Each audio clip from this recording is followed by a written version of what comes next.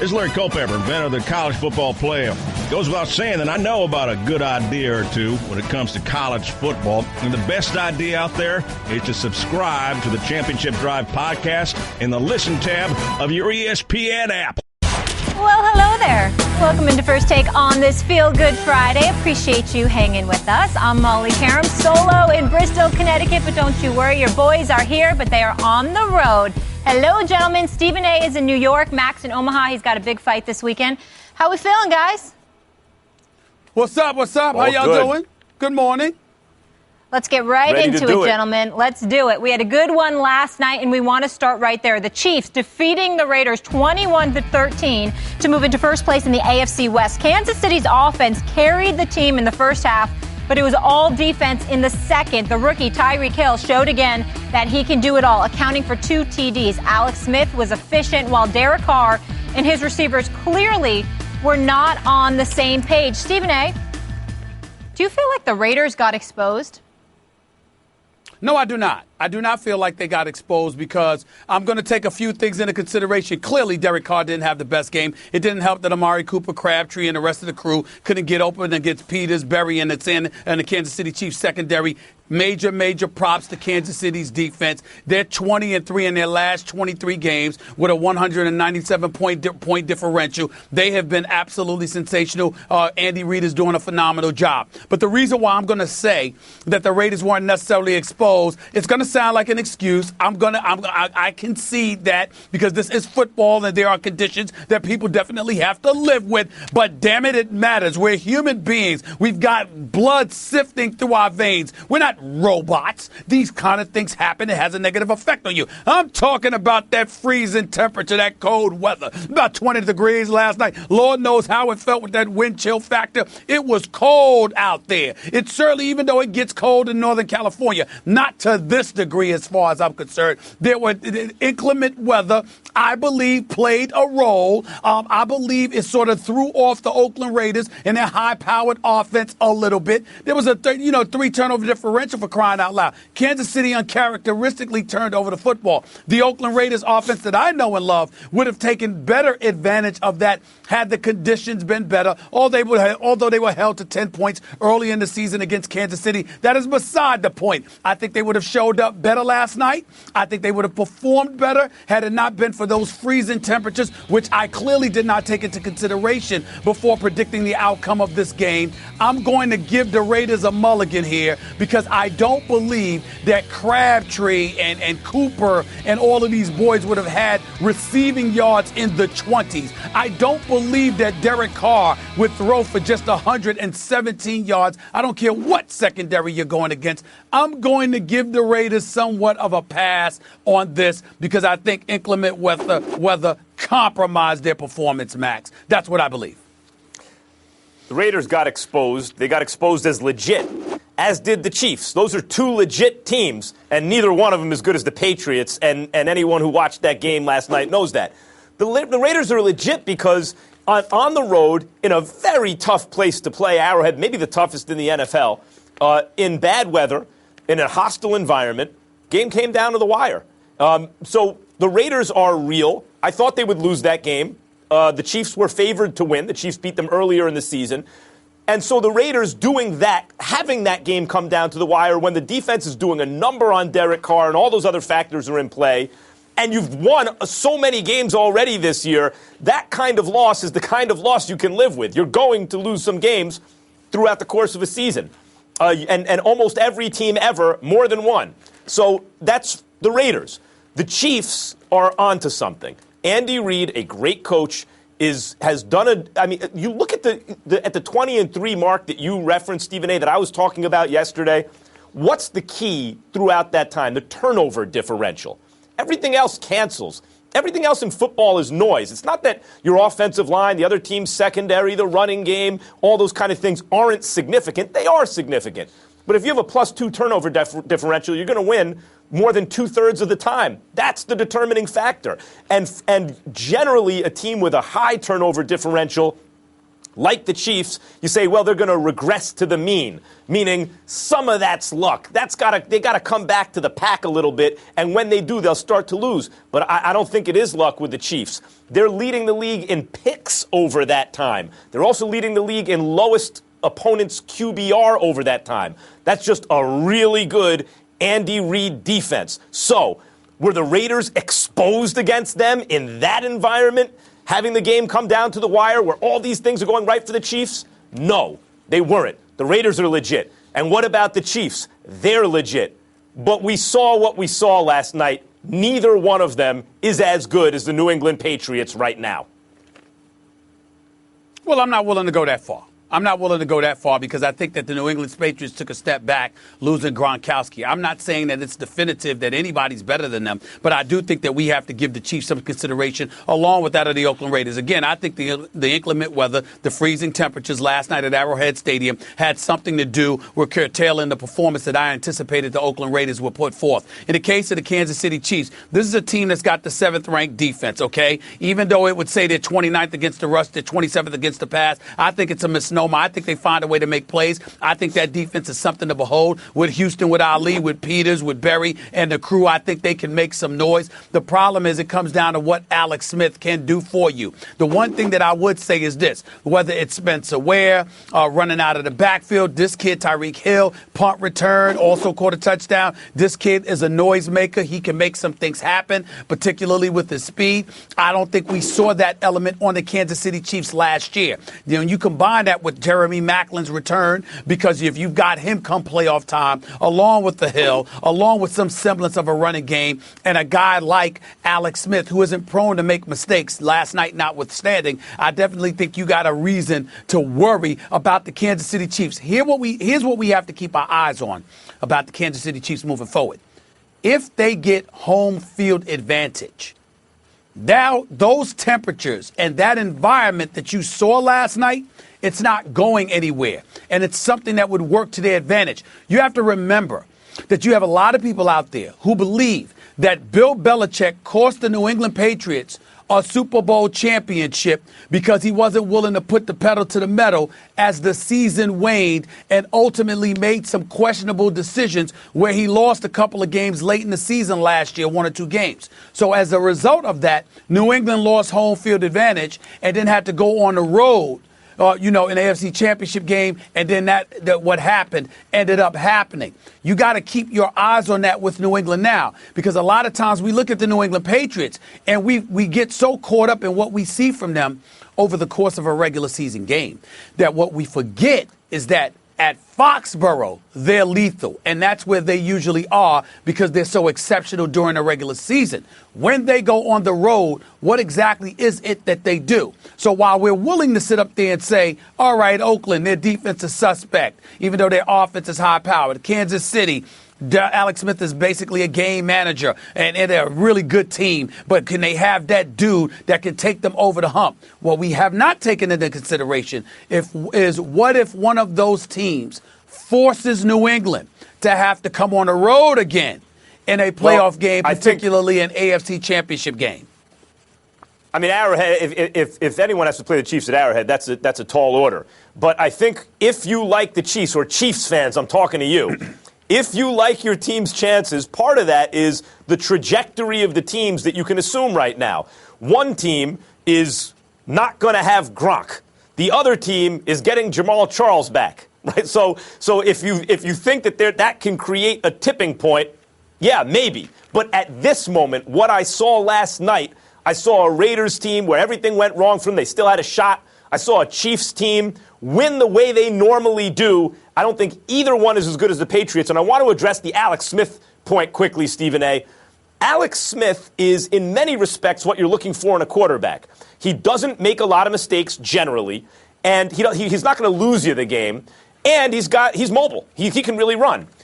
He reminds me, though, of Dak Prescott minus. He's a game manager, but where Prescott is big on third down, Prescott's like a hitter who with 2 strikes on him can still hit you the home run. Third down, you need a home run play. Dak can get you that home run play on third down and then also not make mistakes leading up to that point and then also use his legs if he has to. Alex Smith does a lot of those things except that thing you kind of need him to do most generally, which is something that Dak can do. And I think that's the difference between an MVP candidate and a quarterback who you wonder, is he good enough to win a Super Bowl? Yeah, but what I'm seeing is Alex Smith step out a little bit extra. I saw a couple of big-time passes to Kelsey last night. I can't ignore that. And when when I see that, and I see, more importantly, you got to remember, being with my Philadelphia roots, working for the Philadelphia Inquirer for 17 years, being there practically the entire time Andy Reid was coaching there for 13, 14 seasons or so, I've seen what this man does with quarterbacks. I see what this man can tend to do with an offense from time to time. And I'm telling you right now, what I'm seeing is Andy Reid opening Alex Smith up, allowing him to take more chances. He's showing signs Alex of it. Smith showing that capability. But it's still, as it pertains to the Raiders, again, to get back to the original question, I'm going to give them a pass last night because I thought those freezing temperatures, hindered them. But what they also showed me is that the Raiders are going to find a way to figure that out. Because based on last night's loss, they're going to have to show up in inclement weather, possibly, whether it's Arrowhead or Foxborough, if they want to make some noise in the playoffs. No question. And Stephen A., to that point, with Derek Carr specifically, he's now 0-3 in career games where temperatures are 40 or below. But let's focus on that in the MVP conversation, who Carr has been a part of all season. He struggled in the loss against Oakland, obviously, throwing for just 117 yards on 41 attempts. That's the second fewest pass yards in NFL history by a quarterback who attempted at least 40 passes. He was 2 of 17 on passes thrown more than 5 yards. So Carr's total QBR last night was 9.7, and his two lowest QBRs this season were both against the Chiefs. You can see it right there. Here's Carr after the game. It was definitely a bad night. There's no getting around that. I hate to have the bad night come on this one, right? Out of all the games that we've had, but obviously we didn't do enough. We all took turns, and I feel very responsible for that because as the leader of the offense and the team, I feel sick to my stomach. When we put something like that out there on film, and it hurts. I can promise you that. I put too much time into this to go and do something like that. Max, did last night's game affect Carr's chances of winning the MVP?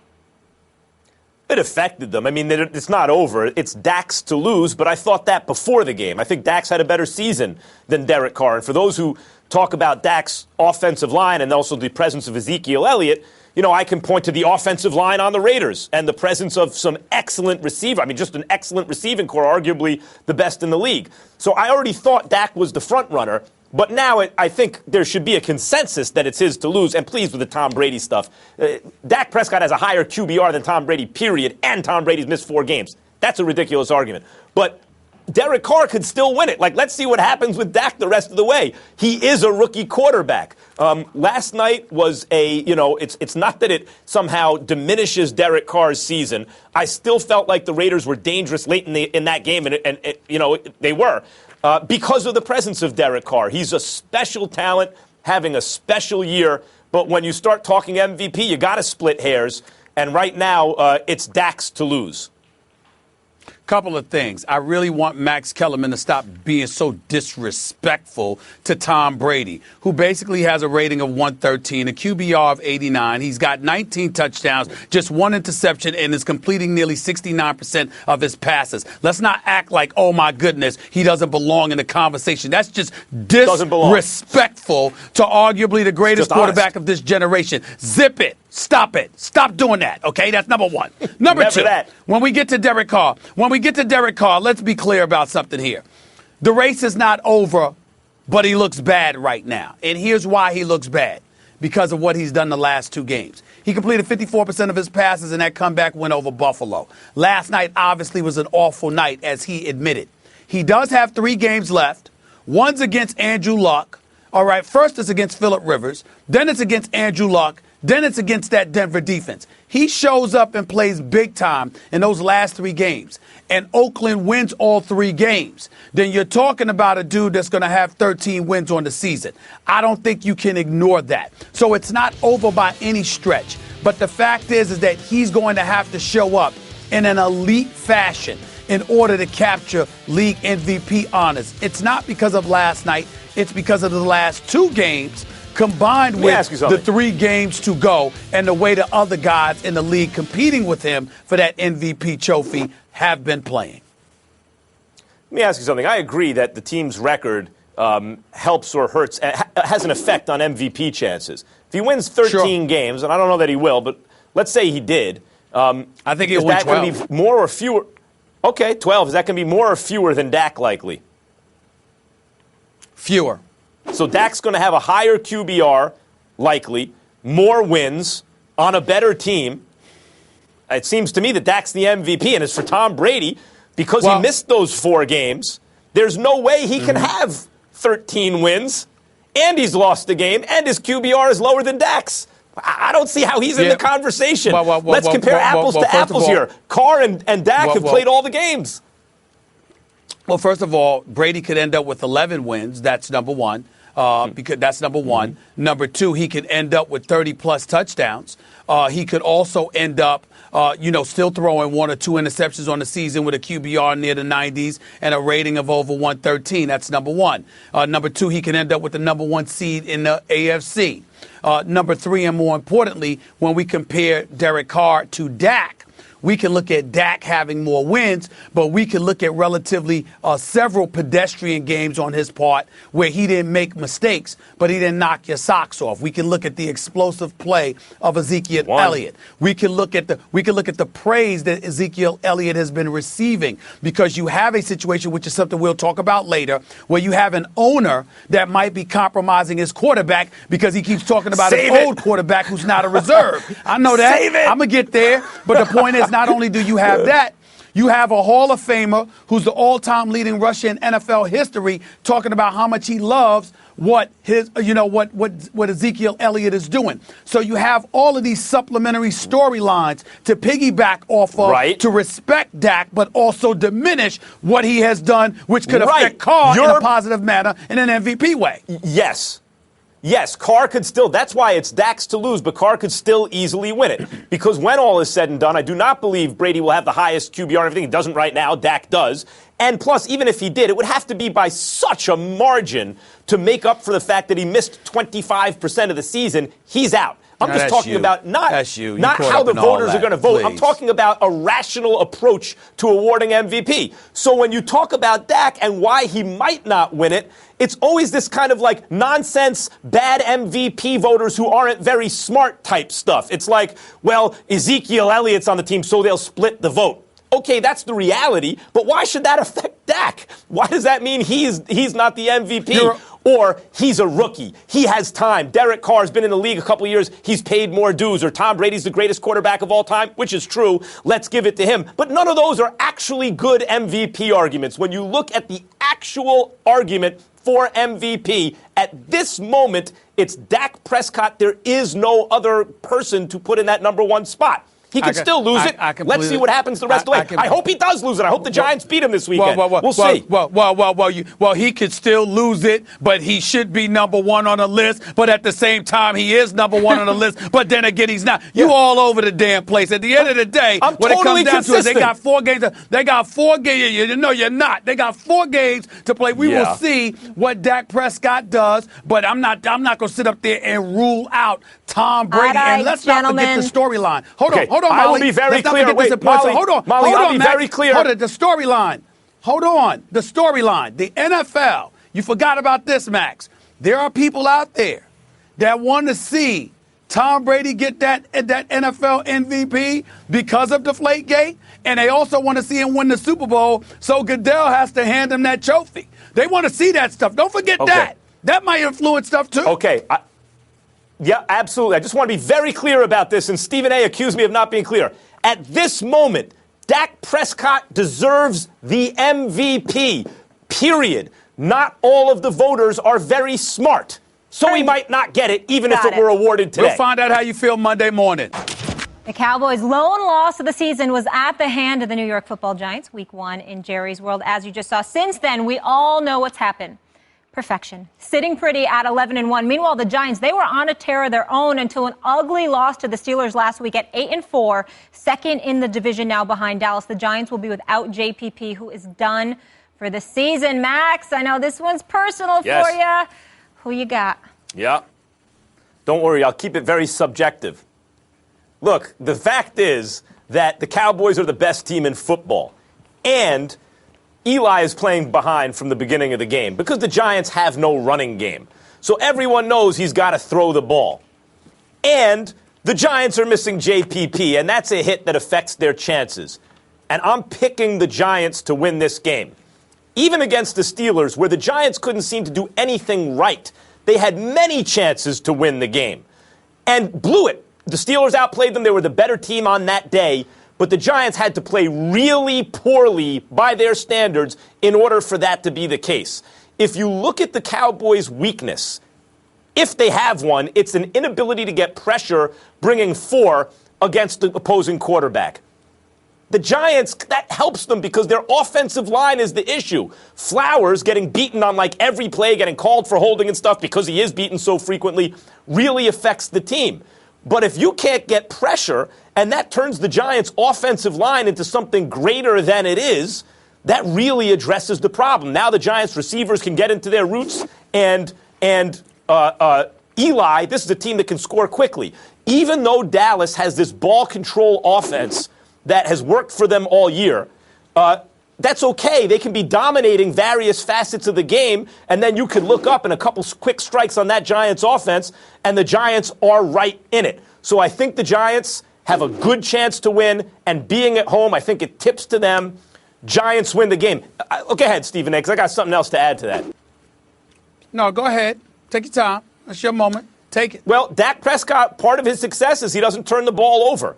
And he's, as I said, he's the front runner for MVP at the moment. If I had a ballot to cast right now, it'd go to Prescott. I think it's a pretty easy decision at the moment. But if you look at not only ball control versus quick strikes, where one team looks like they're dominating, but the other can make it a game even if it shouldn't be, Landon Collins got a nose for the ball.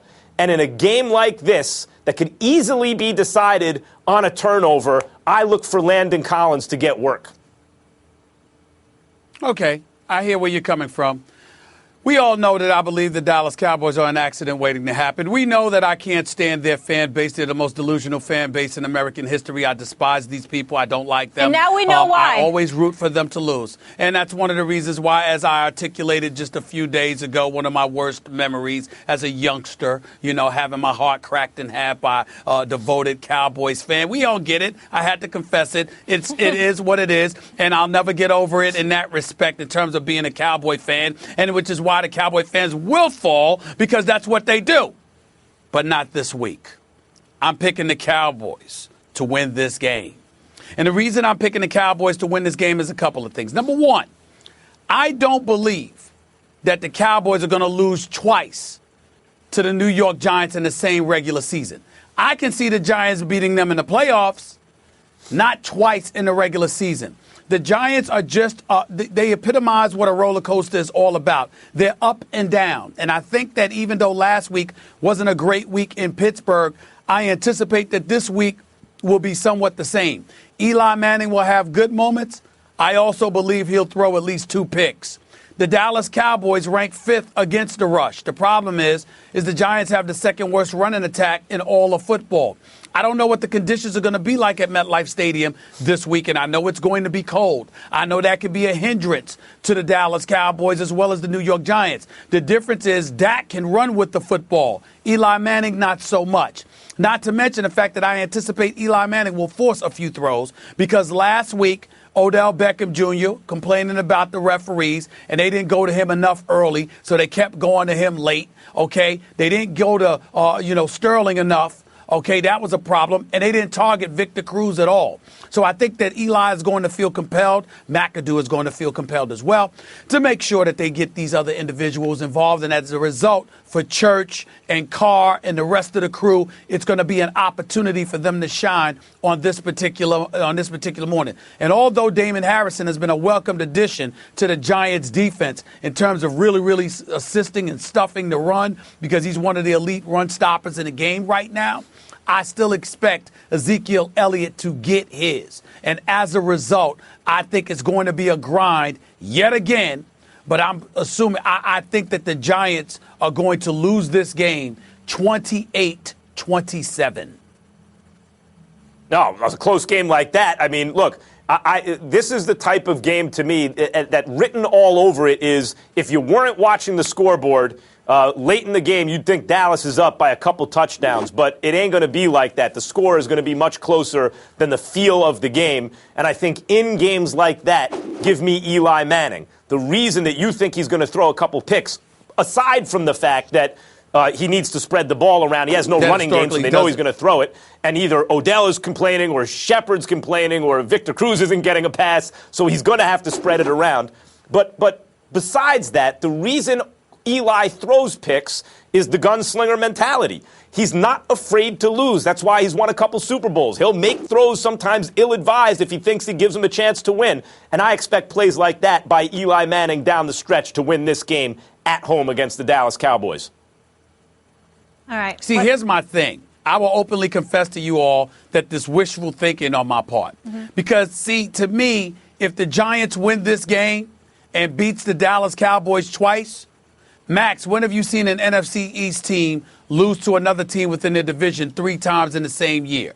So I'm holding out hope. You know, it's like a backward philosophy in this regard. I'm kind of hoping, not just picking the Cowboys. I'm hoping they win so I can pick them to lose come playoff time. Because I think if the Giants win again in the regular season, having beaten them twice, then the odds of them taking the Cowboys out if they met in the postseason are slim to none. I don't see a team within the NFC East winning all 3 games. So when I told y'all the other day that I ran into Odell Beckham and Victor Cruz at the Giants game, I literally told them if I had my druthers, because I don't believe any team within the division is going to win 3 times against the other in a season, I want y'all to lose this weekend so you can beat them in the playoffs. That's my wish, and I wanted to just confess to the world out there. That's what I'm thinking in all of this. Don't think for 1 second I'm picking the Cowboys just because I think they can win it all the time. I hope they lose, but I want them to lose in the playoffs rather than this Sunday. So go ahead and win this Sunday so I can sit there. I need to open as I am. Oh, yeah, go ahead. As much as I hate giving Stephen A. credit, it's a fine point, Stephen A. You are wise as you are loquacious on this matter. That was a good point. And since we're being open and confessing, I just need to confess I legitimately have butterflies in my stomach already thinking about this game. This one is like a Super Bowl for some of us Giants fans. Yes. Speaking of which, the Cowboys president and general manager had some gems this morning in the New York Daily News. Jerry Jones making 2 bold predictions. Here they are, folks. I think Romo is going to get his opportunity. I don't want it to happen, but I think he may get his opportunity to get us a Super Bowl. While that's a mixed bag when I think about it, that means you don't have Dak out there, but it means what a story. One for the ages. If he'd step in there and this year help us win a Super Bowl on the field with his skill, that can happen here. We're not talking about a bus driver out there. We're talking about a guy who can go out there and move our team. Stephen A., the gift that keeps on giving in Jerry Jones. Yes. What did I say? Didn't I tell y'all? It's unbelievable. Didn't I tell y'all? It's How many times have I told y'all? Didn't I tell you? Max, did I not call this months ago? You did. What did I tell you? With Molly, Max, what did I tell you? Didn't I tell y'all? I told y'all Jerry wouldn't let me down, right? Didn't I tell y'all the accident is coming? This is just an inkling of it. I tried to tell everybody. So here you are. You got Max Kellerman going on national TV, all right? You know, being loquacious gracious himself, by the way, articulating his message in such eloquent fashion, talking about Dak Prescott as the #1 MVP candidate. And while you got the #1 MVP candidate, you're Jerry Jones, and you basically went out there and said, I hope something happens to him so Tony Romo can be in the game. You can't make this up. You cannot make this. Is beautiful. This is beautiful. I mean, I am so touched. Let me tell Jerry Jones, mwah, mwah, Jerry Jones, I love you. I love you with all my heart. He is not letting me down. Didn't I tell y'all? I told you what he was going to do, right? So you got the #1, Max's #1 candidate for league MVP, and you got the owner basically saying, I kind of wish something happens to Dak, because that's the only way under which Tony Romo can end up in a game, right? Other than garbage time. That's the only way that Tony Romo can end up being back in the lineup if something happens to Dak. And what does the billionaire owner, the man that has taken it, that bought the Cowboys for about $800 million, got them worth over $4 billion, the hype machine personified, what does he go out and do? He basically says to his quarterback, I hope something happens to you so we can have Tony Romo back in there. I'm trying to tell you, you can't make it up. You just can't make it up. I mean, go ahead, man. And it's beautiful.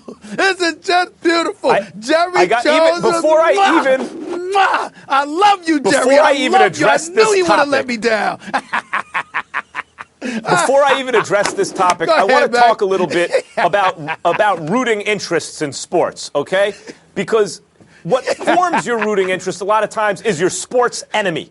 And your sports enemy are the people you're closest to, the people you see every day. It could be your dad or your mom or your brother or your coworker or your friend or your, just whoever you're close to and you talk about sports a lot with. Even if you root for the same teams, you'll figure out things to argue about. They become your sports enemy.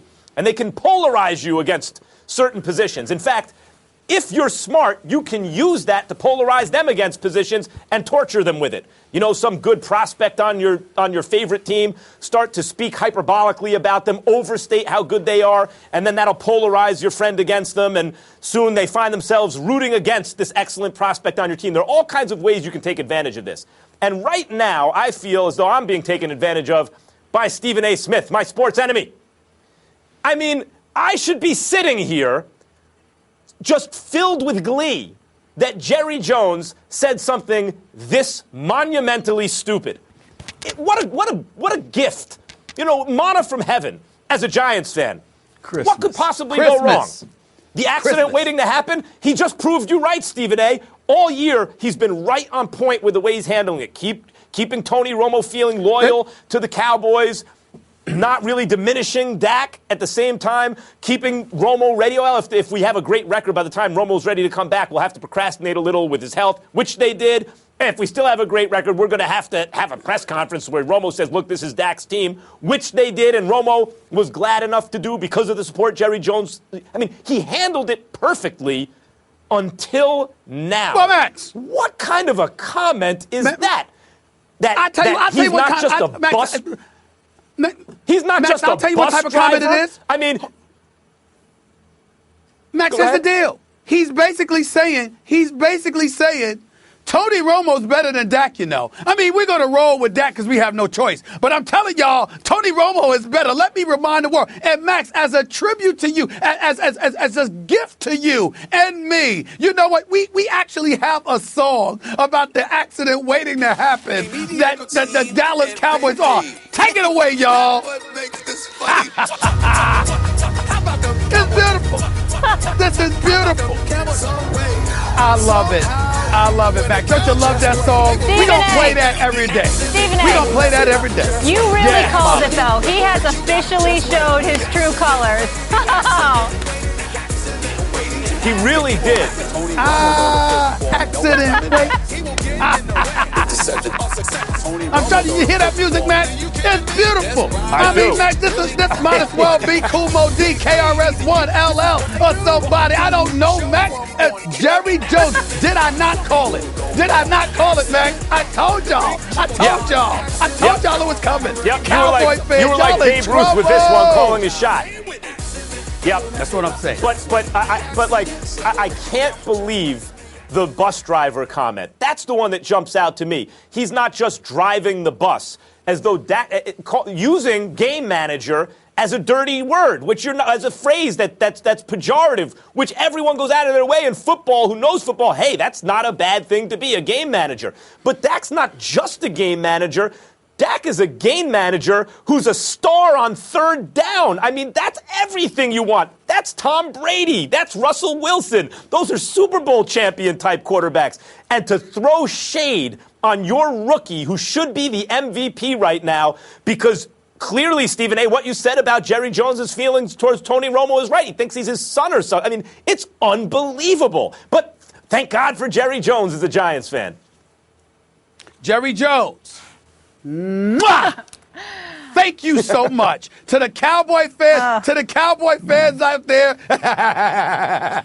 I told y'all Jerry was gonna mess it up. You just wait. I'm just gonna sit back. Now it's getting really, really fun. The Dallas Cowboy fans are about to suffer. Maybe not this Sunday. It's coming. You see what Jerry Jones just did? Bam! It's over. Now it's got to actually result in bad things on the field for them. Jerry Jones just opened his mouth. He just messed up everything. Tony Romo, Dak Prescott. Tony Romo's better than Dak Prescott. You know, Dak Prescott, I mean, well, who is he? Tony Romo is the guy. That's what Jerry Jones said. It's beautiful. College football lives here. When the season began, both Michigan and Florida State had their sights set on a trip to the playoff. Over the middle, diving catch, touchdown Michigan! Now they go head-to-head in one of the most compelling bowl games this season. It's a tip, and a catch, and a touchdown! Oh, my goodness! The Capital One Orange Bowl. Coverage begins Friday, December 30th at 8 Eastern on ESPN and on ESPN Radio. Meanwhile, the Spurs lost 95-91 last night in Chi-Town, ending their 13-0 road win streak to start the season. They were looking to tie last season's Warriors for the most consecutive road wins to begin a season in NBA history. Head coach Greg Popovich was very salty after the streak-breaking loss. I don't remember playing tonight. I didn't play. Guys get a lot of money to be ready to play. No Newt Rockne speeches. It's your job. If you're a plumber and you don't do your job, you don't get any work. I don't think the plumber needs a pep talk. If the doctor botches operations, he's not a doctor anymore. If you're a basketball player, you come ready. It's called maturity. It's your job. Pop, fired up. Do your job. Speaking of which, Stephen A., what responsibility does Pop have for his team's performance in terms of doing jobs? As far as I'm concerned, very, very little. And the reason why I say that is because he's reached a point in his career where he has a license, or we have a license to take what he says and what he does for granted. I've been covering the NBA, Max, for over 2 decades. I never have encountered a time when I think that Greg Popovich has lied about anything. I've never encountered a time where we've looked at him and we've said he didn't do his job because of effort. He may have made mistakes. There may have been something he could have done better. There were times, particularly during the NBA Finals loss to Tim Duncan, you got to remember that rebound that Chris Bosh captured and ultimately gave to Ray Allen to hit that tying 3. If I remember correctly, Tim Duncan wasn't on the floor. How can that not be? We might have questions about judgment calls from time to time because nobody's flawless. But there's 2 things that you can never, ever, ever say, possibly 3 things you can never say about Greg Popovich. You can never say he doesn't show up to work. You can't question his effort. You can't question his credentials. You can't question his honesty. These are the kind of things you can't question about this man. And so when he says what he says, first of all, he's absolutely right. Secondly, in today's generation, with the advent of social media and beyond, and everybody just as concerned about their brand as much as they're concerned about their performances and what have you, it's important that an old school dude, who, by the way, has won more than 69% of the games he's coached in his entire career, okay, and he's a 5-time champion, and 6 times he's been to the NBA Finals. He's universally recognized as the best coach in basketball, not to mention he's the guy that's going to succeed Coach K as the Olympic coach, okay? All of those credentials aside, we have to remember that this guy is a military man. He is about accountability. He is about making sure that you do the things that you're supposed to do. And when he says what he says last night, what he is saying is, we know what our job is. We know what our responsibilities are. And on occasion, there have been times this season where these guys haven't shown up effort-wise. And the person that I look at is a LaMarcus Aldridge. Because even though I haven't had an opportunity to watch every game for the San Antonio Spurs, and I'm not saying Greg Popovich was talking about him. This is not insider information or anything. I'm just talking about what I'm seeing. I think that LaMarcus Aldridge is getting paid, and he is expected to do a lot. And I think the numbers that he's put forth and the energy that I anticipate and expected from him is not something I have seen when I have watched the Spurs play. He's not the only one. And I'm quite sure Greg Popovich wasn't talking about just him. I'm just saying that I consider LaMarcus Aldridge big time. I have not seen a big time player in LaMarcus Aldridge for the San Antonio Spurs this season. That's the only reason I bring his name up. You think about the Spurs, and going into this season, you pay them lip service, as you do every season. Very few seasons, unless they had some extraordinary performance in the finals the year before, are the Spurs the one that everyone's picking. Everyone will pay lip service. Yeah, they'll be in the running, but it'll be this team or that team. And yet, here we are, where it was obviously the Cavs and the Warriors, and I said the Clippers had the best chance to upset the apple cart. I think you took someone in the East because you know, I guess the Cavs are a little more vulnerable than the Warriors once they get Durant, or whatever your reasoning was. And here are the Spurs with a chance to tie the all-time mark for road wins to start a season. Like, think of how good they are. And why? Because Greg Popovich takes nothing for granted, except a culture of professionalism that he tries to cultivate. He said, no Newt Rockne speeches. You don't need to give a plumber a Newt Rockne speech. That's your job. And these guys are getting paid a lot of money to do their job. So when he's asked, what about you? Don't you have to get them ready? Aren't you also paid a lot of money to do that? He says, no. I'm not out there playing. Basically, he's saying implicitly, I did my job. I came prepared. Some of these guys didn't. Exactly. Now, if another coach without his track record were to say that, that could be problematic. Time out, coach. Ultimately, the buck stops with you. You didn't have your guys ready. But when it's the greatest coach active in the NBA and one of the all-time great coaches in the history of American team sports, that holds much more weight. And I want to say something quickly about egos, because the Spurs are a team where people, ego don't apply with the Spurs. It's not about egos. On the contrary, you have to have an extremely strong ego to play on the Spurs, because that's a coach who he's not going to coddle you like a child, nor will he berate you as though you're a child, but he's also not going to hide the fact, he's not going to hide his displeasure. It doesn't matter who it is. Even Tim Duncan, at his best, he will dress him down if Tim Duncan doesn't do what he's supposed to do. No one is above that on that team. So you have to have the kind of ego that can handle that. A coach who's going to say it has to be strong and it has to be based on a foundation of putting in the work. And a coach who's going to say, these guys weren't ready to play. It's not my job to motivate them to play.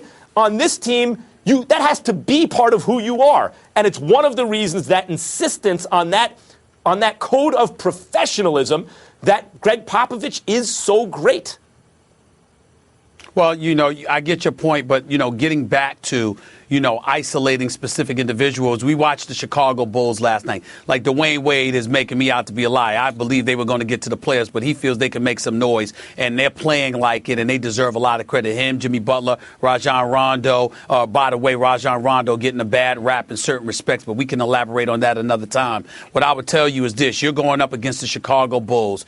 You're LaMarcus Aldridge. You shoot 5 of 15 from the field. The Spurs are minus 19 when you're on the floor. You're the successor to Tim Duncan. There's a responsibility that comes with that. He needs to play better. That's number one. Number two, there were rumors about him not being happy coming into the season. Young man, protege of mine, Jabari, wrote that. Mike Monroe, just a staple in the NBA community, one of the great NBA reporters in the history of this business is also covering that game, covering that team. He's a dear friend of mine. LaMarcus Aldridge has better get his act together, because it's not just about Popovich. Those people covering the San Antonio Spurs, a few of whom I know personally, know what they're talking about with the game of basketball. Folks are going to start zeroing in on this man. LaMarcus Aldridge had better step up along with other people. He's better than that, and there are players on this team that are better than the way they're performing. When Stephen A. says that, everybody, just keep in mind, it's not like, he's privy to a lot of information that no one else is. We know. He calls himself Stephen Naismith. Guys, before we get back to football, though, one more NBA topic I want to get into right now surrounding your Knicks. Carmelo Anthony hit us with the subliminal tweets last night, first posting this, potentially touching on Phil Jackson's comments. Ego is the only requirement to destroy any relationship. So be a bigger person, skip the E, and let it go. Hashtag stay mellow. Then he hit us with this. A photo of Muhammad Ali with arrows and this caption, unfazed, my life summed up in one photo, hashtag stay mellow. Stephen A., you siding with Melo or Phil on this one? Of course, I'm siding with Melo. There's no question about it. Okay. Especially when you bring up the word ego. Because when we're talking about ego in this equation, we ain't talking about the player. We're talking about the president. Nobody on the Knicks team has a bigger ego than Phil Jackson. Nobody. And we all know that. So when Melo talks about the E, let's get rid of the E and let's go and all of this other stuff, he's talking about Phil Jackson. Phil Jackson needs to let go of the E. Phil Jackson needs to put his ego and check his ego at the door. Now, there's a lot of people that sit there and say, you're an 11-time champion. How dare you say that about this man? I'm going to remind everybody, I'm not talking about the 11-time champion.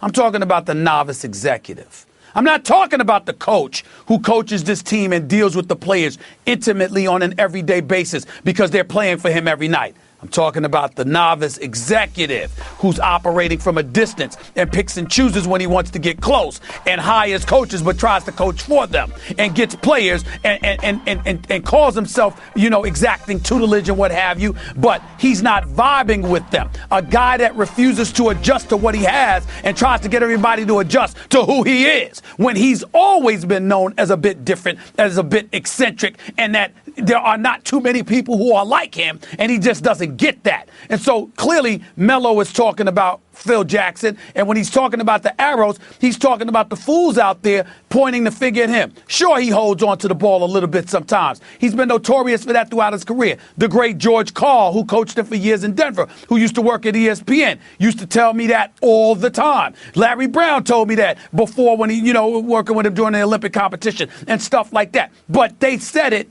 with love and respect because they know that Melo was big time. You can't find a coach on the planet that loves Melo more than Jim Boeheim at Syracuse, who Melo delivered the only championship in Syracuse's history in basketball to that program. This man loves Carmelo Anthony. And you got to remember that when he's talking about it and when you're talking about Melo holding the ball, it's one thing to say that he holds the ball a little bit too long.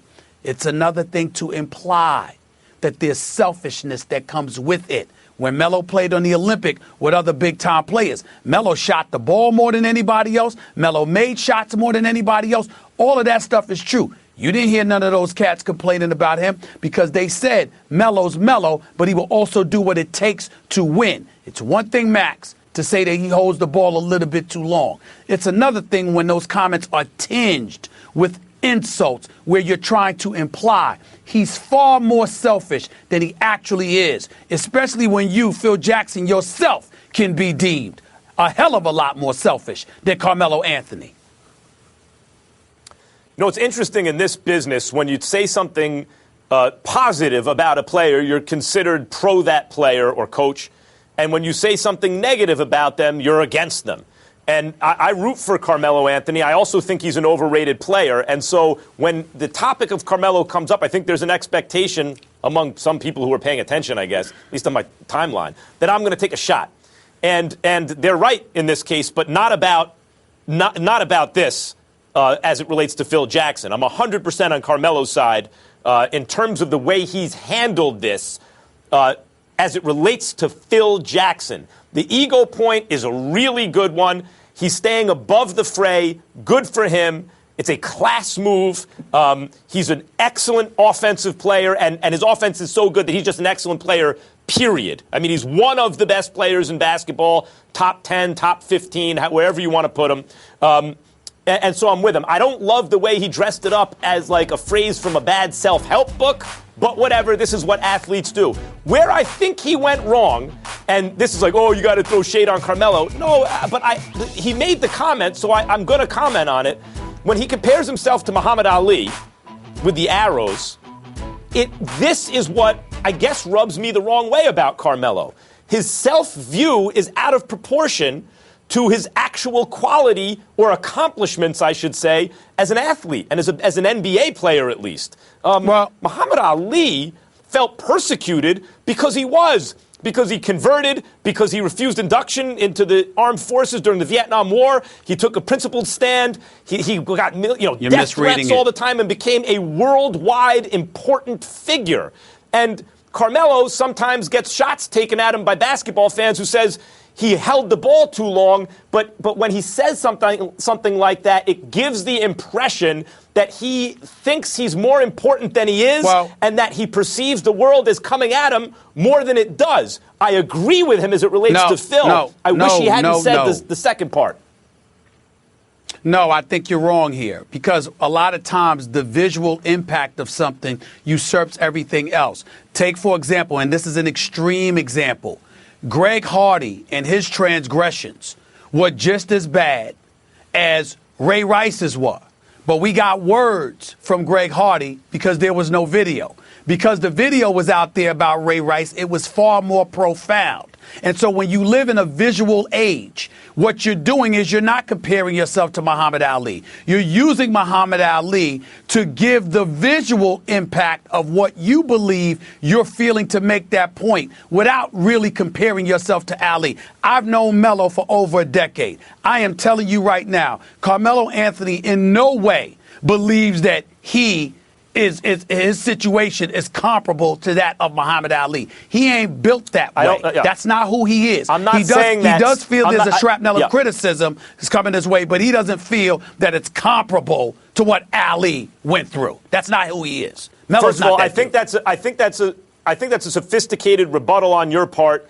And I also appreciate the inside information that you just provided in terms of Carmelo's personality. And I don't mean to suggest he thinks he's Ali. What I'm saying is when he uses that image, it's impossible not to get the sense, at least from where I'm sitting, that he feels persecuted out of proportion to his actual circumstance, and that he feels that his position in the sports world is also elevated out of proportion to that circumstance based on his accomplishments. He's never won a championship. Yeah, but he's feeling persecuted not by Max Kellerman. He's feeling persecuted by Phil Jackson. And if Phil Jackson's an 11-time champion, then those feelings of persecution would be far more profound, because it ain't just coming from the media or Joe Public. It's coming from a guy who's revered. And that's what he's pointing out. And I think it's wise. And on that issue, I stand with Carmelo. I think he was right to defend himself in that way. Let's get into this one. 2 weeks ago, when the Packers were sitting at 4-6, Aaron Rodgers didn't tell us to relax this time, but instead he came with a bold prediction. I feel like we can run the table. They've been undefeated since, but Sunday is going to be a tough test when the Seattle Seahawks and the Legion of Boom come to town without Earl Thomas. They've won 4 of their last 5. Green Bay is 2 games behind Detroit in the NFC North and has gotten back into the wild card chase where it trails Tampa Bay 1 game. Seattle battling Detroit for a first-round bye. Stephen A. Smith, who would you rather have in this game, Russell Wilson or that bad man Aaron Rodgers? Well, there ain't nothing to talk about here. I don't give a damn what struggles the Green Bay Packers are having. I'm going to say it for you again. He's a bad man. I'm talking about Aaron Rodgers. Okay, this is a bad year. All right, this is a struggling year. I mean, they're 6-6 after all, Max. Didn't you know? They're just 6-6. They're some average team, and I guess that means Aaron Rodgers is an average quarterback. Let me look at the numbers here, because these are average numbers. I mean, 12 games, okay. 12 games, he already has 3,283 yards passing, 27 touchdowns. Oh, my God. 7 interceptions. Oh, my Lord, let's stop the presses. Let's just stop the presses. 29 touchdowns, 7 interceptions. How horrible. Aaron Rodgers is just horrible. 29 touchdowns, 7 interceptions, quarterback rating of 98, QBR of 72.9, basically 73. Just horrible. Aaron Rodgers with Jordy Nelson, clearly not himself. With Randall Cobb, clearly not himself. Richard Rodgers, non-existent. Eddie Lacy, non-existent. Okay, Devontae Adams, we're looking for him to be more consistent. Mike McCarthy calling plays again after not calling plays the previous year or two. Aaron Rodgers, my God. Aaron Rodgers, what are we going to do? What are we going to do? Aaron Rodgers must be awful. You think? Stop the nonsense. This is a bad brother. Personal problems, everybody getting in his business, his damn brother betraying him, going on national TV talking about family business and all of this other stuff. This dude still finds a way to go out there and perform like this. He is such a bad man that even with those numbers that I sat up there and said, we're still thinking it's average. Why? Because it's Aaron Rodgers. Had this been Jay Cutler, we would have been talking about league MVP honors. But it's Aaron Rodgers, so it doesn't measure up. Because he's so great that these numbers are relatively pedestrian for him. Anytime, any place, anywhere, I need a quarterback, one dude, to get it done for me on one Sunday afternoon or a Monday night or whatever. I'm going with Aaron Rodgers. I don't give a damn what anybody said. Why, Max? Because he's a bad man. That's why. So let me get this straight. Aaron Rodgers is good at football. Look, Aaron Rodgers has more intrinsic ability than Russell Wilson. Aaron Rodgers, until the beginning of last year, I thought was clearly the best player in football. And I still believe it's in there somewhere. It's possible he's already in decline, or that he's going through a transitional period between his prime and his adjustment to his kind of like second prime. That sometimes happens to athletes. Their bodies change just a little bit, almost imperceptibly, and they have to figure out how to adjust to that. And there's a year or two of a dip. And obviously there are issues with the team, etc. It's tough to argue against Aaron Rodgers. But Russell Wilson in the second half of last year was the best quarterback in football. He was so much better than Aaron Rodgers. He was so much better than Tom Brady. It was embarrassing in the second half. The only quarterback in the NFL comparable to him, but demonstrably inferior in the second half, was Cam Newton, who won the MVP. Now, Russell Wilson is playing behind a bad offensive line all year. No doubt about it. He's been hurt all year.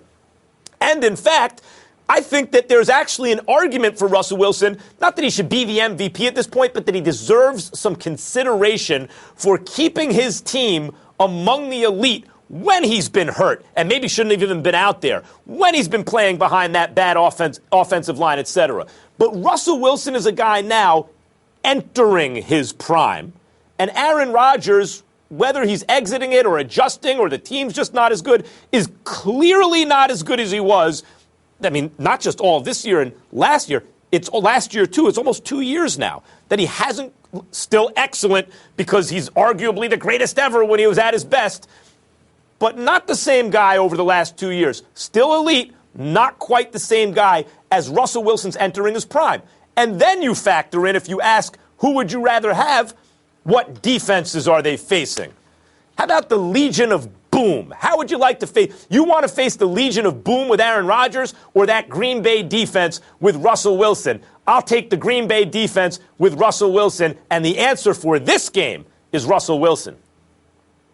Well, I get where you're coming from in terms of taking Russell Wilson against the Green Bay defense, because one would argue Green Bay doesn't have a defense, not with that pathetic, awful secondary. You're absolutely right about that. But I guess my mentality is if I need a quarterback for one game, I'm going with Aaron Rodgers all day, every day, because he's a bad boy. It's just that simple. I think he can scramble almost as well, not quite, but almost as well as Russell Wilson. I think he can throw the football considerably better than Russell Wilson. A matter of fact, I believe that if Aaron Rodgers had a Doug Baldwin, if Aaron Rodgers had a Jimmy Graham, if Aaron Rodgers had dudes that showed up like that, he'd be throwing about 45 to 50 touchdowns and still wouldn't crack 10 interceptions in a season. That's how bad this brother is. Aaron Rodgers is a special dude. All of this stuff or this epitaph, people are mistaken. This dude is on another level. It's just that they got a whole bunch of problems in Green Bay that are not his fault. I don't care what anybody says. It's difficult to imagine Green Bay. If you like Green Bay in this game, it's because it's difficult to imagine them falling under 500, not making the playoffs because Aaron Rodgers is their quarterback. He's that great. Even over the last 2 seasons, he's that great. Russell Wilson has been over the last now full season, if you take the second half of last year and so far this year, when you consider the production in the second half of last year and how he's kept this team together this year, forget about the stats this year, just the fact that they've won with him on the field, in spite of the fact he shouldn't have been out there, in my opinion, a couple of games. I don't know if there's been a more valuable player in the NFL over that entire time than Russell Wilson. Okay, no more hypotheticals, gentlemen. Seattle's favored by 3. Who you got winning this game, Max? Seattle. Easily for me, Seattle, because I think Green Bay's defense is awful. It won't be Aaron Rodgers' fault. He'll do what he can, but the Legion of Boom is still lethal, and Green Bay's defense, meaning that secondary primarily, is absolutely positively non-existent. Not only do I have no expectations for them, I have no respect for that secondary right now. What I saw against the Washington Redskins a couple of weeks ago, it affected me so greatly. It's one of the rare times I watched a team and looked at a secondary and said, I'm really not sure these dudes belong in the NFL. Sam Shields been out all year. He's hurt. But there's no reason on earth that a secondary should look as bad as that secondary look. At least with the Jets, we saw them tanking. We saw them give up and just not care. Green Bay cared. They just had a flagrant inability to do anything. I think Alabama and Jalen Hurts as a freshman would have went up against and boded well against that Green Bay secondary that I saw against the Washington Redskins a few weeks back. It was that bad. Giants fullback Nikita Whitlock's home was robbed on Tuesday night. And Whitlock told WCBS TV that burglars scrawled items that included a swastika, the letters KKK, and the phrase, "Go back to Africa," in Trump spelled out on the walls. Whitlock's teammate Victor Cruz had this to say about the incident. There's a certain mindset of a person or of people that follow Donald Trump. If you listen to anything that he says, if you listen to the comments that he's made about women, or the comments he's made about minorities, or the comments he's made about, people of that he feels are somewhat of lesser value, they haven't been positive. For someone to vandalize someone's house and write Trump's name or whatever they wrote on the walls is just proving that exact fact that I'm saying, that people that may follow him aren't necessarily the most positive people in our communities. Max, is Victor Cruz right? Yep. Of course he is. Look, I know, forgive me for those who come to sports to escape the real world. I get that. I'm sympathetic to that idea. And as a consumer of sports and sports talk, sometimes when this stuff goes on, as a consumer, I'm like, okay, I just want to escape and talk about the game. But here's the intersection of sports and life and real life, and in this case, politics. Fact of the matter is that Donald Trump was endorsed by the Ku Klux Klan. That's a fact. I'm not making that up. And that there was an appeal to white nationalists. How else can you say these things? And that this is not the first time that something like this has happened since the election, and some reference to Trump was made, Trump country, Trump's America. And to Donald Trump's credit, he did, in a nationally televised broadcast, at one point say it should stop. That's terrible. But couple things need to happen. Either he needs to do that every time something like this it becomes public information, or if the idea is this is happening so much that he couldn't possibly, then he needs to address that too, doesn't he? I agree with Victor Cruz. I don't disagree with a single word that you just articulated, Max. You're right. But I'm not going to stop there. See, the only issue that I have with what Victor Cruz said is that it implies that this stuff came about because of Trump's rhetoric and his willingness to appeal to that base.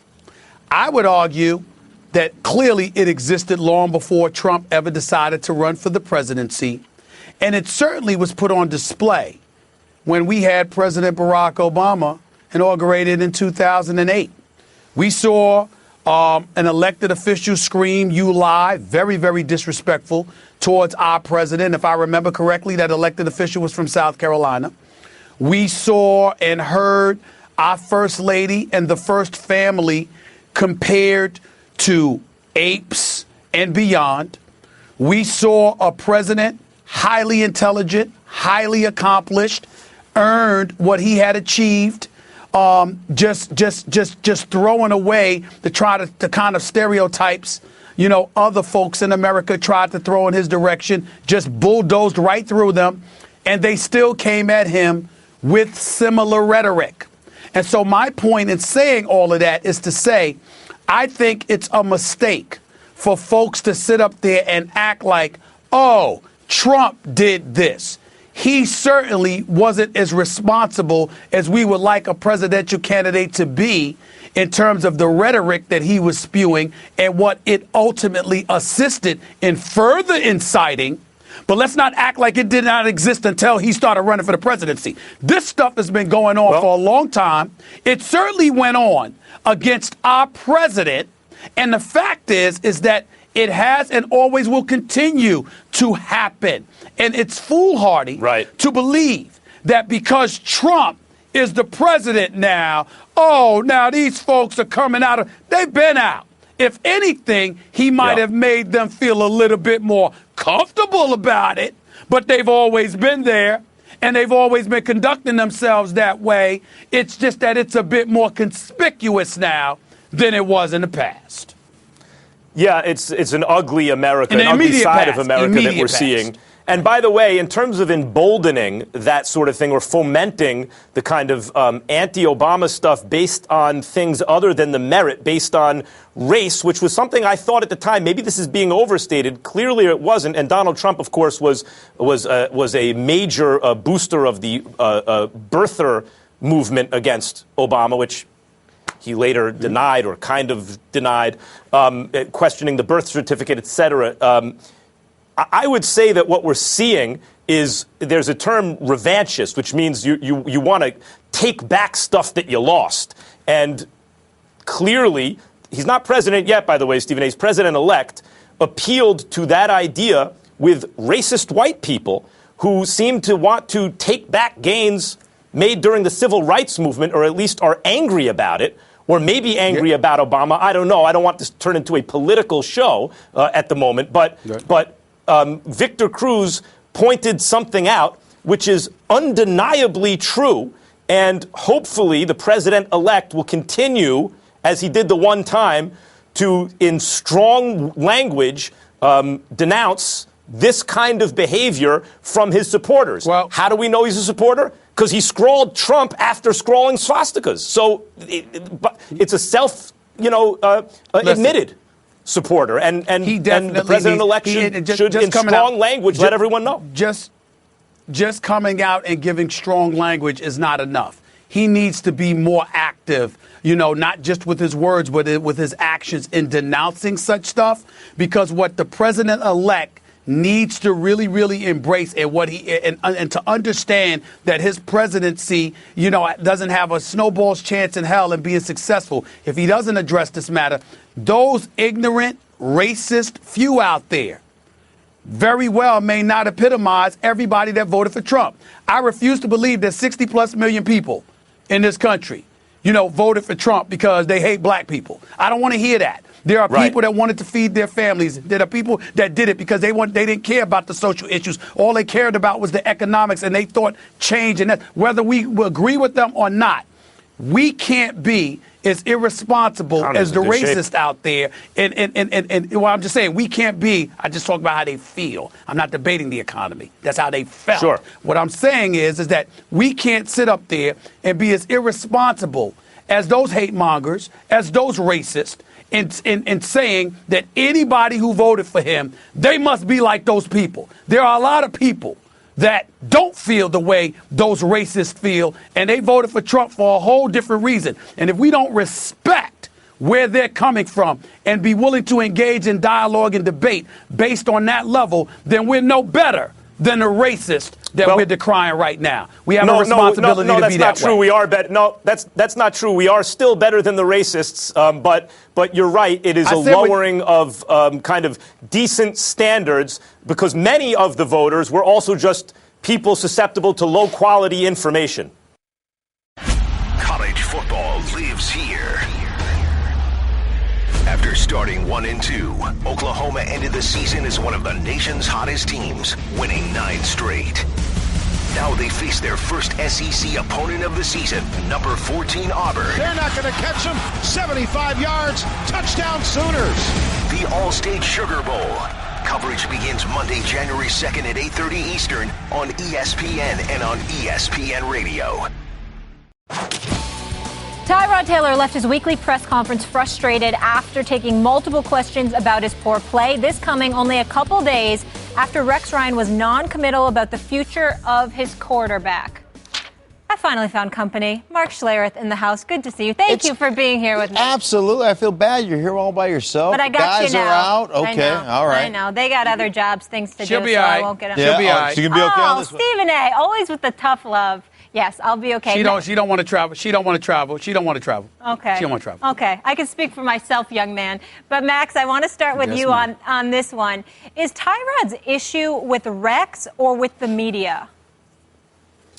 Neither. His issue is with the $20+ million that if they cut him, he don't get. And Tyrod Taylor, I mean, you think about that. You know, it's easy just to get past that because these numbers are so large. They're abstract, of course. You're sitting at home listening to $20+ million. Oh, all these athletes make a lot of money. No, that's life-changing money. He hadn't been paid like that yet. And that money is sitting there for him. But if his brand, as we see with quarterbacks in the NFL, is so damaged through this process that not only does he not get that money, but no one else out there will give him anything approaching that, that's a catastrophe in someone's life. So I think that's primarily what's on Tyrod Taylor's mind. At least that would be what's on my mind if I were in his position, whether that's the media or Rex or anyone kind of taking aim at my wallet like that. Well, I disagree with you, Max. I definitely think it was about Rex Ryan because on one hand, you're Tyrod Taylor. You're 27 years of age. You just busted onto the scene last year. And you got a coach that essentially threw you under the bus because in the end, he brought unnecessary attention towards you. On the other hand, you're sitting there and you know that you're no Tom Brady. You know Aaron Rodgers, you know Drew Brees or anybody like that. You can't come out and respond to the coach. The closest thing he said in defense of himself, there are a lot of things that go into any of us being successful. That's the closest he could come to saying, look, it ain't all me. He could have said dudes ain't running their routes properly. They ain't catching passes. I'm not being protected by the offensive line to the degree that I would like, et cetera, et cetera. He could have said an awful lot of things. 12 games this year, 8 times he's thrown for less than 200 yards. I mean, that simply cannot happen. You've got to do better than that. And especially when you want the kind of money that he's gotten. I would advise him to be careful because you haven't earned the kind of cachet where you get to bolt from a press conference because you haven't established yourself yet to that level where people are just going to shove that aside. The shrapnel of criticism can get even more volatile if he's not careful in that regard. But they do have the worst passing attack in football. Once again, their head coach is a guy in Rex Ryan who's approaching his 6th consecutive season where he will not have made the postseason. And his offenses are never good with the exception of last year. So I can understand the frustration. It's got a lot to do with Rex Ryan. But Tyrod still needs to be careful, Schlereth. Yeah, there's no question about that. I think there's a couple of things that resonate with me when you talk about Tyrod Taylor. I think first and foremost, you're talking about a quarterback that is in an offense that, let's face it, we're going to run the ball. Rex Ryan, what is it? Ground and pound. And we talk about this all the time, coming out of the draft or in free agency. The biggest responsibility of a coaching staff, in my mind, is not picking the groceries. It's developing those. It's creating meals. And right now, you look at Rex Ryan. Tell me, during the course of his coaching career, when has a quarterback had great success in that system? Even Mark Sanchez, who was drafted, they moved up to take him 5th overall. He managed a football team that was predicated on running the football with the New York Jets and playing stellar defense. And essentially people said it wasn't Mark Sanchez that took them to the AFC Championship. That team drug Mark Sanchez along with them. But it's your responsibility as a coaching staff to develop your players, to put your players in positions to win. The great ones are able to do that. The guys who hang around, they can't get that done. And I would say this to Taylor as well. When it comes to money in the National Football League, you'll never live up to the hype. There will always be somebody that's upset with the money that you get. The bottom line, you've got to quit trying to live up to that money. You've got to quit trying to do that, and you just got to go out and be a professional and take care of your business. That's what he has to do. But again, this is a football team. They're the number 1 team in the league as far as running the ball is concerned. That's how Rex Ryan wants it. They want to play great defense. That's what they do. And the bottom line is, again, point to a quarterback, show me somebody that has developed as a great quarterback underneath Rex Ryan during his coaching tenure. Never. It just hasn't happened. So that's not what he does. Yeah, it's not what that offense is. So you can be critical of that kid, but put anybody else in there, and they're going to have the same result because you're never going to give that guy an opportunity to develop and blossom as a quarterback. Well, Schlereth, let me tell you something else, too. We talk about the Buffalo Bills being a great, great defense. They're 17th overall, and they're 26th against the run. Rex Ryan's defenses in New York were considerably better than the defenses he had in New York. Last year, he gets there his first year. The year before under Doug Marrone, they had 54 sacks. Last year, they had 21.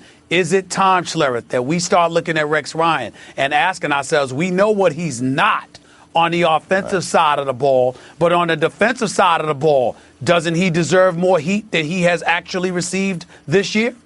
Oh, I don't think there's any question. I mean, you look at that football team, and this, in my mind, was a season of playoffs or bust. And, again, I'll look at the offensive side of the ball, and all these coaches, you know, we talk about all these coaches getting opportunities. Most of the coaches that get opportunities to be the next young head coach usually come from the offensive side of the ball, kind of offensive gurus, if you will. They haven't developed a quarterback yet, and until that happens, you're going to put yourself in harm's way as far as retaining your job is concerned. Louisville's Lamar Jackson is the real deal and looks to be the favorite to bring home the school's first Heisman Trophy. Jackson was the 3rd player in FBS history to record 30 pass TDs and rush for 20 more. The other 2 players, Cam Newton and Stephen A's friend, Timmy Tebow, went on to win the Heisman. Max Kellerman, you've said that Jackson has won the Heisman 6 different times this season. Do you still feel he should win it? A big Lamar Jackson fan. I was really rooting for him. And I saw where people were, the answer is no. He won it 6 times. He lost it like twice. And at the end of the year, yeah. What? After all, you've been bugging me for months that we don't even need to talk about the Heisman, and he's won it 5 times over. And what? He'll get it.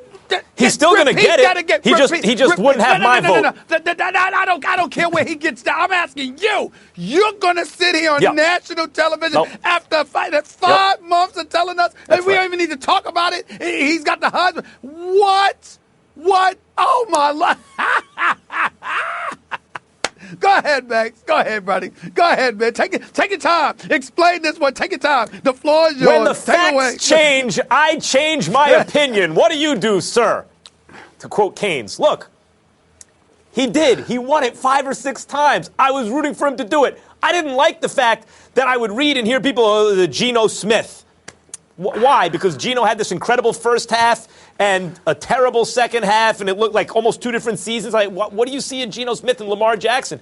But he pulled a little mini Geno at the end of the season. He really did. He went from just amazing, so much better than everyone else, to ultimately, that's not a playoff team. And you can't say it's because of his play, but his poor play at the end of the season didn't help matters. If I had a vote for the Heisman, I'd give it to Jonathan Allen, the defensive lineman on Alabama, the defensive player of the year on the best defense, the best player. And they never give it to a defensive player. I don't know why. Why not? Why not give it to a defensive player? Do people believe defense wins championships, or are we just all paying it lip service? He was the best defensive player in the – let me rephrase. He's the best college football player, period, right now. And he's on the best team. Why isn't that the Heisman? Well, first of all, Max Kellerman, the Alabama defense, period, is so elite. It can make most average defensive linemen look stout because they give you all the time in the world to get to the quarterback because they locking down receivers. That's number one. That's just a little point that I throw out there. I don't know if it has an impact, but I'm throwing it out there. The secondary is so elite that ultimately the defense overall is so elite that you can't pin down. You can't focus on one individual because they got studs all over the place. Paul Feinbaum has said this might be the greatest defense you've ever seen in college football, and you're giving me one guy on their defensive line. Good luck with that. Number 2, Deshaun Watson, listen, Deshaun Watson, major props to him for this year. I can appreciate the fact that he threw for damn near 600 yards against Pittsburgh, but he did throw the ball 70 times. He threw three interceptions in a couple of games as well, including against Louisville, even though he had 5 touchdowns in that game. It's no question in my mind Lamar Jackson's got to get this. I don't like the loss to Kentucky. He threw 3 interceptions in that game, too, by the way, but they dropped 38. They got punked and smacked around by Houston collectively. He wasn't protected. Dudes weren't getting open. But we saw what he did against Clemson and everybody else. He is clearly the Heisman Trophy. There's nothing to talk about here. You stop it. I'll be happy for him when he gets it, but my vote will go to Allen. You are so disrespectful. He is going to fall off a cliff. Shut the hell up. That's not even close to my best. They're wrong. And I don't give a damn that they agree with me or not. It's time now for the final word as we get you set for the weekend. It is Final Take. And Stephen A., the floor is yours. Thank you, Molly. As I sit here reflecting on the season that Cam Newton has had, I find myself a bit hesitant to come to the defense of an individual that threw for 35 touchdowns and just 10 interceptions last year, leading the Carolina Panthers to a 15-1 record and ultimately a berth in the Super Bowl, only to find himself at 4-6 this year, having just 14 interceptions compared to the 35 last year. But I do feel compelled to come to the defense of Cam Newton in this particular sense. When we think about the year that Cam Newton has had, when we think about some of the mistakes that he has made, perhaps it's time to ask ourselves, is it him that we should actually be looking at, or is it the rest of us? You see, in the aftermath of all of this stuff involving Colin Kaepernick, kneeling for the national anthem, being seen as a divisive presence within the National Football League and the sports world, assisting and highlighting the divide that exists in this country, clearly not doing too many people any favors, what has Cam Newton really been guilty of? He's been guilty of trying to do exactly the opposite.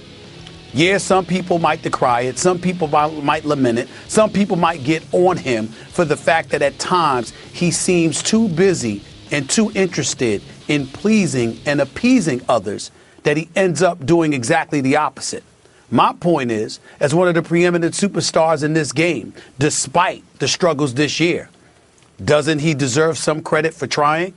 He's not getting in trouble with the law. He's handling his business to the best of his ability. He's taking a shrapnel of criticism for something I believe GM Dave Gettleman deserves more than anybody else, because he's the one that reneged on an offer that he made to Josh Norman and let him walk away, knowing good and damn well he did not have anybody to replace Josh Norman. And Cam Newton, the face of the franchise, has been left to stomach all of that. But in the throes of all of that, in the face of all of that criticism, what does he do? He comes out there and tries to do the best he can while appeasing so many others. Perhaps we should take a step back and appreciate him for his effort in that regard, instead of condemning him for it, knowing that he has so much more of a career to look forward to. Just a thought. Just a thought. And he says he feels humbled. Final Take, it never disappoints. If you missed any of the Final Takes from this week, go to our Facebook and Twitter pages. We'll post these segments there daily. Feel free to chime in on the conversation. Stephen A. Max, all of you, have an awesome weekend. We'll see you Monday.